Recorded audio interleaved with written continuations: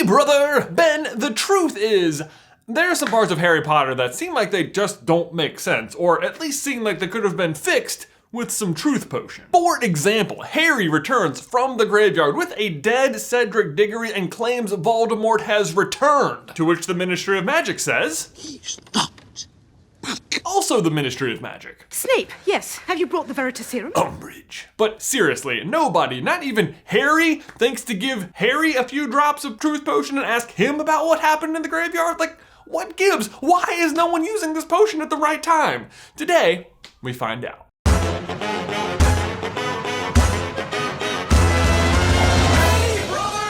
Guys, I am so excited right now because for the past 7 months, Ben and I have been working on a super secret project that this Saturday we are finally going to get to tell you about. So make sure you hit the little bell down there, or just set a reminder for yourself to check back on our channel this Saturday to see the big announcement, what is our super secret project. And now, on with the video. When you are building a fictional world like the wizarding world of Harry Potter, you have to be very careful about the new powers and objects you introduce into the world. You have to be careful not to give any one thing too much power, because it might just render a bunch of old plot points pointless, or solve too many problems in the future, or give the characters just way too much information. And normally the way around this is just to set certain limitations on these objects, like maybe you can only use them one time ever, or maybe you can only use them at specific times, or maybe it's just really rare. That's an invisibility cloak. It's really rare. In Harry Potter, J.K. Rowling dances with this line quite frequently and will occasionally have to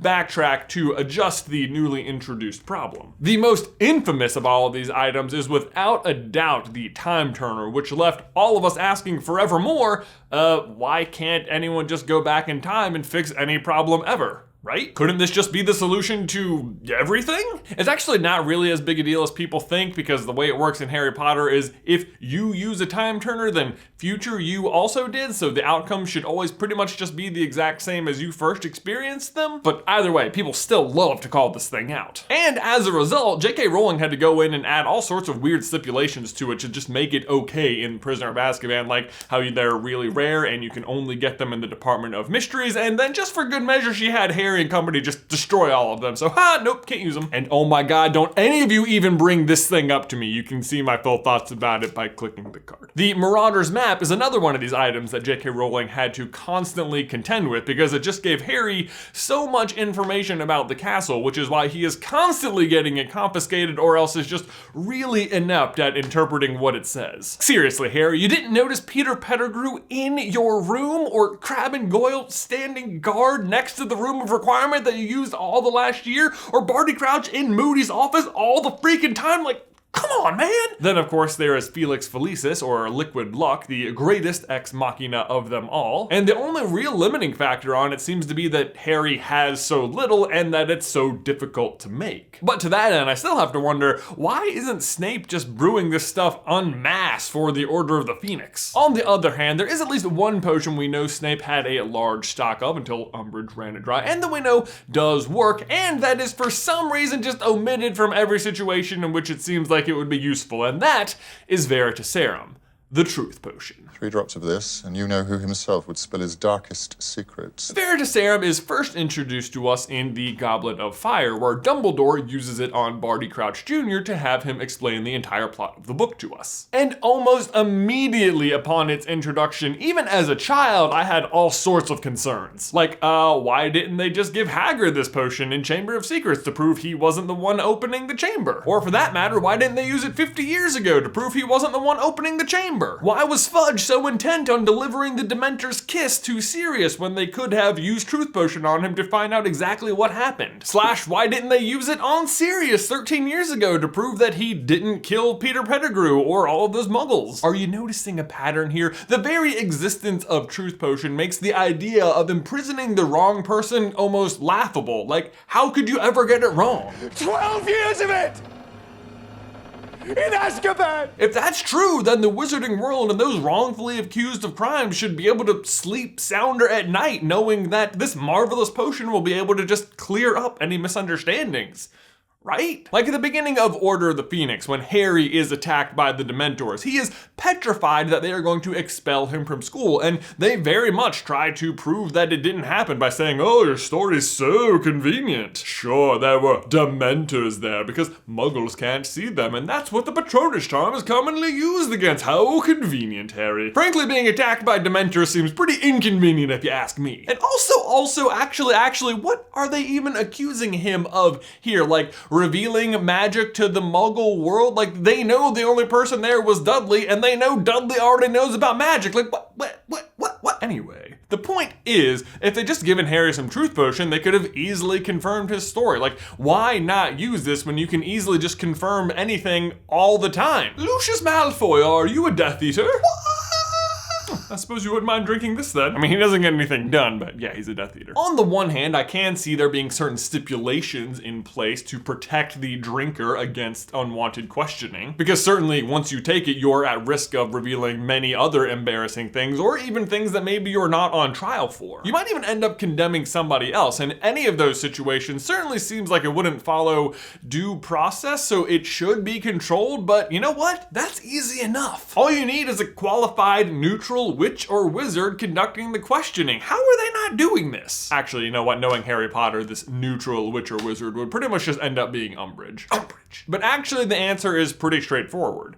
Truth serum just doesn't really work on people who know they've taken it. Well, kind of. J.K. Rowling has said in interviews before that Veritaserum works best upon the unsuspecting, the vulnerable, and those insufficiently skilled in one way or another to protect themselves against it. So, for example, when Dumbledore uses the potion against Barty Crouch Jr., he gives it to him while he's unconscious and then revives him, and he's so groggy in that moment that he is very subject to the effects of the potion. But even then, there is a massive weakness in Veritaserum in that you are still only able to speak your truth, what you believe to be true. For instance, Barty Crouch says, "My master's plan worked. He has returned to power, and I will be honored by him beyond the dreams of wizards." But that doesn't happen because he ends up with the Dementor's kiss. He is not honored beyond the dreams of wizards, but he believes he is, so he's able to say it. The simple fact of the matter is, and this is true in real life too, is that you can be telling the truth and still be wrong. The other problem in the wizarding world is that people's memories can literally be altered so that they are believing the wrong thing. Tom Riddle uses this trick twice. First on his uncle Morphin to make him believe he's the one who killed Tom Riddle Sr., and again on the house elf Hokey to make her think she accidentally poisoned her master, Hepzibah Smith, even though she didn't. We even see Slughorn alter his own memory before giving it to Dumbledore, which I've always been curious about. Did he remove it from his head and then alter it? Did he imagine a new scenario and then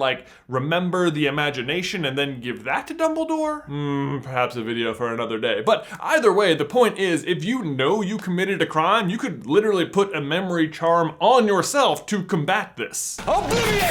Who am I? And there are even other ways to combat it. Dumbledore actually says he'd never be able to use Veritaserum on Slughorn when trying to collect the memory because he would always have an antidote ready to fight it. On top of that, going back to the interview with J.K. Rowling, she had other alternatives that Barty Crouch might have used had he been more alert, including sealing his own throat, transforming the potion itself before drinking it, or even just employing occlumency. Ultimately, it's just a very unreliable way of knowing if someone's told the truth, even if they took it unknowingly. There's just too many other things that could be at play. Take, for example, when Umbridge is trying to use Veritaserum on Harry to find out where Sirius Black is. She fails at every conceivable level, which is part of why I wanted to include this segment. Firstly, Harry is totes onto her right from the start and suspects there might be something in his drink, so he doesn't even drink it. On top of that, even if he'd been forced to consume it, it wouldn't have mattered because Snape didn't even give her the real thing. The potion is described as colorless, odorless, and flavorless, so I like to think Snape literally gave her water.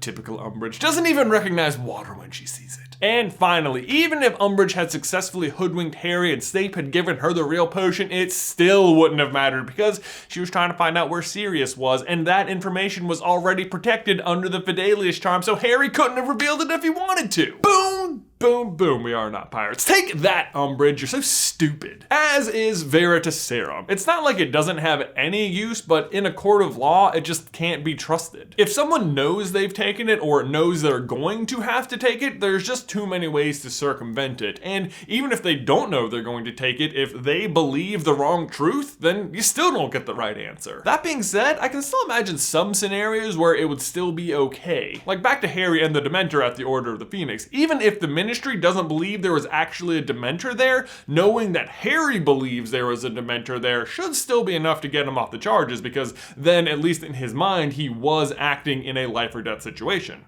Right? And that is how Veritaserum works. Ben, my question for you and everybody else is, what other Harry Potter objects do you feel are too powerful and need to be reined in, or just needs further explanation? Let us know in the towel section down below. These socks are amazing! And a special thanks to these patrons who support Super Carlin Brothers on Patreon. Hey! I know you. I recognize you from the Discord. Ooh, you're looking good. Did you get a new font size? Wow. If you'd like to support us and see your name here on this list and have access to other special perks like bloopers and the show after the show, make sure you check out patreon.com/supercarlinbrothers. Do you love Harry Potter? Are you a lion, snake, eagle, or cake? Show your pride by wearing this beautiful new shirt available at supercarlinbrothers.store. Guys, as always, thanks so much for watching this video. Don't forget to like it if you haven't already, and subscribe so you don't miss any future Harry Potter action from us. If you'd like to see Felix Felicis explained, you can check out this video right here, or if you want to find out Slughorn's deep, dark secret, you can check out this video right here. But Ben, that's all I've got for you today, man. I will see you in another life, brother.